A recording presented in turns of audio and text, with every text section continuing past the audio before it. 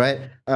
And the personal branding of the executive, right? This is something that has very, very interesting history, and it goes back. I think the first person who ever personal branded himself, basically as an executive, was Rockefeller.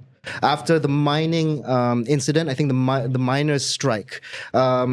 Anyway, so as an introduction to this episode, in the digital era, corporate narratives are undergoing a transformation, increasingly shaped by digital branding and sustainability messaging. Sustainability is a part of it. How are executives leveraging personal branding to redefine corporate leadership, and how are rebranding strategies and the role of digital leadership changing corporate identities for effective corporate narratives in today's complex and competitive marketplace? And we have a bunch of keywords. I think, as Khalid mentioned, we focus on semantics and business terms or words that make up these narratives, these shifting narratives.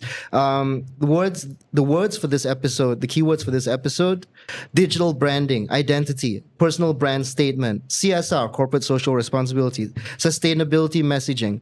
I came up with a term as well called puppet brands, so maybe we can try to unpack that a bit. Rebranding strategies, corporate personal brands, executive branding, personal public relations, and digital leadership. These are a lot of keywords, and they're basically very related to each other. By the way, for new viewers, please subscribe if you like what we're doing over here at Zeitgeist. Okay, so taking it back again, as I mentioned, the branding of the executive, as far as I know, began with Rockefeller after the miners' strike. So there was this era in corporate history where basically these business magnates and business titans did not really have to care what the public thought of them, right? They didn't have to care. They had small armies. I mean, you go back to the era of colonialism, right? With the East India Company and stuff. Companies were sort of tethered to governments, and they basically had the green light to do whatever they whatever they wanted, right?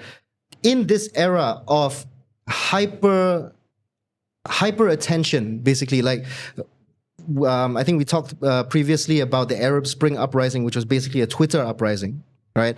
People being able to watch, and the individual person basically being a watchdog, right, on what companies are doing and stuff like that, right?